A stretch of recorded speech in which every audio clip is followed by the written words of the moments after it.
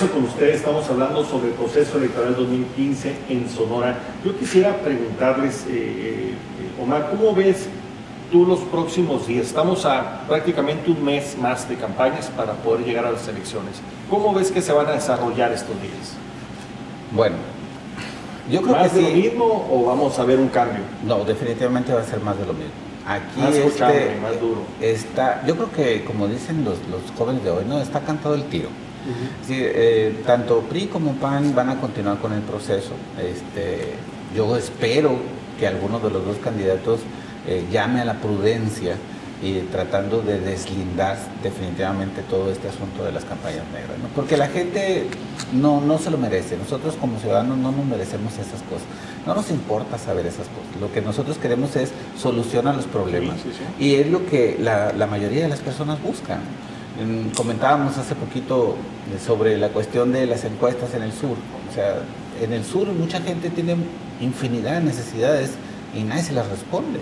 Ninguna propuesta hay para resolverlas. Sí. Las propuestas actualmente todo el mundo las ha olvidado. Me gustaría que se trataran de acordar de uno. O sea, realmente no hay algo que en sí pegue con el elector. Yo no creo, hasta el momento, no he visto una sola campaña que haya conectado con el ciudadano. Ni una sola, Más de lo mismo en lo que resta de las campañas. Más de lo mismo, el asunto va a continuar muy cerrado, o sea, las encuestas así lo marcan. Me sorprendió mucho la forma en cómo se da la debacle prácticamente de Acción Nacional hacia estas alturas, y también me ha sorprendido mucho la forma en cómo se ha movilizado hacia el sur los esfuerzos electorales, ¿no?, del Partido Acción Nacional. Y también la sorpresa ha sido la forma en cómo ha crecido la candidata del PRI, ¿sí?, apostándole, porque el partido de enfrente le apostaba a la desunión, cosa que no se ha dado. Entonces, a medida que va cerrándose más este asunto, va a ser cada vez más complicado, ¿sí?, los señalamientos, porque implica 1 o 2 o 3 puntos de diferencia. Entonces, si hablamos de 1 o 2, el secreto va a ser lo que se haga en la movilización del día 7 de julio. Tanto para llegar a eso. Soledad, ¿cómo ves tú a los medios de comunicación? Los medios se quejan de que esta reforma electoral hizo muy difícil el trabajo de los medios, muy acotado, hay muchas lagunas, hay muchos temores, hay mucho temor a la interpretación que puede significar en multas o en cosas mayores. ¿Cómo ves? ¿Cómo están jugando los medios? Sí, sin duda, siempre nos asalta, valga la redundancia, la duda de si estaré dentro de lo que el INE me permite, o estaré exponiéndome a una multa que venga. Sí, ha sido muy complicado y nos ha hasta cierto punto limitado a quienes trabajamos en medios. ¿Será que estoy dentro o estoy corriendo el riesgo de que me sancionen o de que sancionen al medio? Sí, creo que tendrá que revisarse, ni modo, tendrá que revisarse nuevamente estas reglas que pusieron para la difusión de los contenidos. Creo que es un exceso de spot los que ya tenemos, estamos llegando al hartazgo.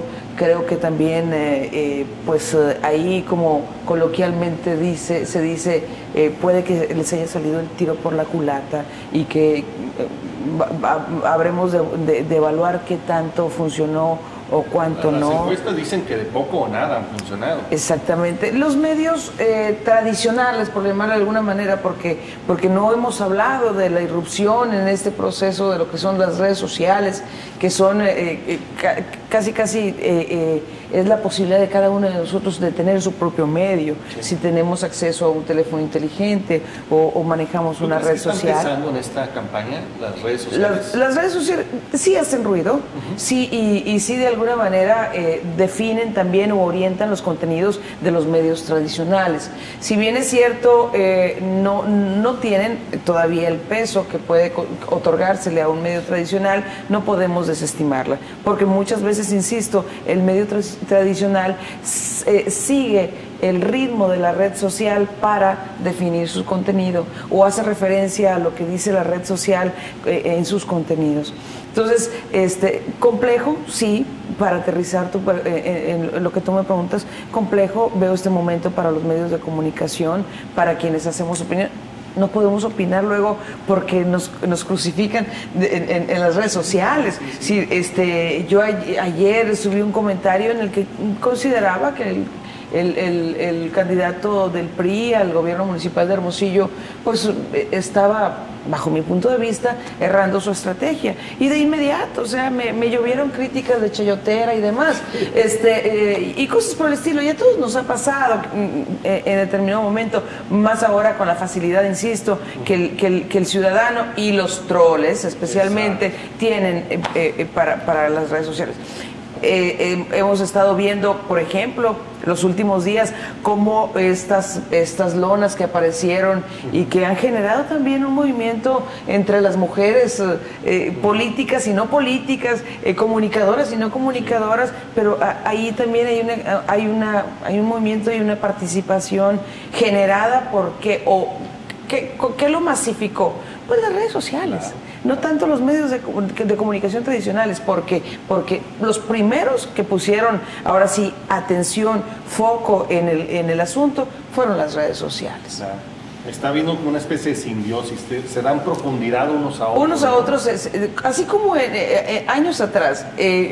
¿Cómo es que se sabía más de los contenidos del periódico?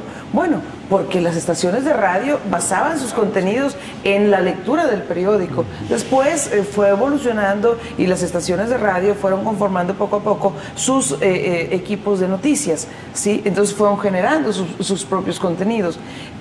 Algo así está pasando ahora con las redes sociales. Y... Sí. ¿Perdón? Nada más, porque creo que ya estamos en el último bloque. Sí. Mi inquietud, mi pregunta y hasta cierto punto mi preocupación, la capacidad que se requiere del equipo que resulte ganador para que aterrice ya después de las elecciones o después del resultado, si se judicializa, la operación cicatriz, ya no entre los partidarios, hablando de partidos políticos, sino entre la sociedad, sí. Porque las cosas están extrapolando mucho. ¿Cómo ves eso tú, Álvaro? ¿Qué retos va a tener el próximo candidato o candidata que sea electa gobernador en este orden de cosas?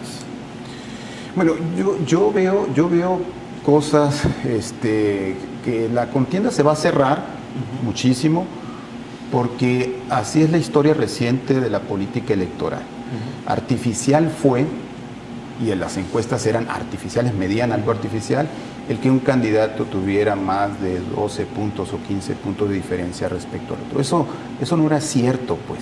Era un momento, digamos, de desencanto de una formación política. Lo cierto es que hay, desde luego, una contienda muy cerrada, muy reñida. ¿Quién ganará? Yo sí pienso que va a ganar el que pueda mandar el mensaje del tema nacional y del tema estatal. Y el tema nacional es la corrupción. Y ninguno de los dos candidatas, líderes en la contienda, los que están disputando, están libres de culpa. ¿Sí? Están libres. Entonces, evidentemente, la candidata se vendía como la honestidad.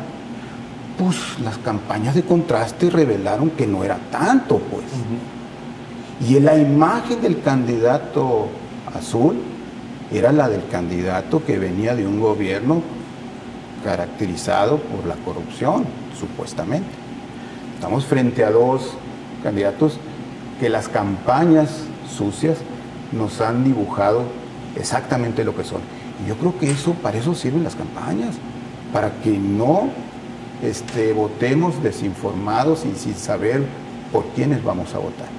Insisto que quizá lo que vamos a encontrar es que el candidato que mejor mande el mensaje de que está comprometido con un proceso de mayor honestidad, no porque sea honesto, no porque traiga una tradición de honradez, sino porque ha podido plasmar en su mensaje un futuro diferente, me parece que es el candidato que va a poder establecer una diferencia al final, un final de película, un final de fotografía. Yo creo que eso, un final sonorense, y yo en el proceso ese de restañar las heridas, de la operación cicatriz, en esta polarización que existe en Sonora, que no se parece a la polarización nacional que se dio en el 2006. En el 2006 las familias estaban divididas, porque el país estaba dividido en dos proyectos claramente definidos. Un proyecto de izquierda de AMLO y un proyecto de derecha competitivo, el de Calderón. Eran dos proyectos y el país se dividió en esos dos proyectos. Había familias que realmente su enemistad llegó hasta no hablarse, familias y hermanos. Hoy no se trata de esto. Hoy la fragmentación son de las élites. No son pobres contra ricos, son ricos contra ricos. Exacto. Y entonces, pues entre ricos probablemente la cicatrización de las heridas sea más fácil. ¿Sí? Son negocios. Exacto. Muy bien, estamos terminando. Qué bien lo has dicho, ¿eh? Qué bien lo dijiste. Qué bien lo dijiste. Qué forma de terminarlo. Qué bien lo dijiste. Muy bien. Sí. Yo quiero dar las gracias. Terminamos el programa de hoy, este análisis que estamos haciendo de forma constante del proceso electoral, porque es importante pues que aprendamos todos a entender qué está sucediendo de fondo, más allá de los mensajes, más allá de las campañas negras, más allá de los eslogans. Hay muchos otros procesos que están sucediendo y que los ciudadanos tenemos que involucrar, tenemos que aprender para ir generando nuestra propia opinión, nuestro criterio, y que a través de esta información podamos participar de una forma más documentada. Eso sí construye democracia. Lo demás son esfuerzos.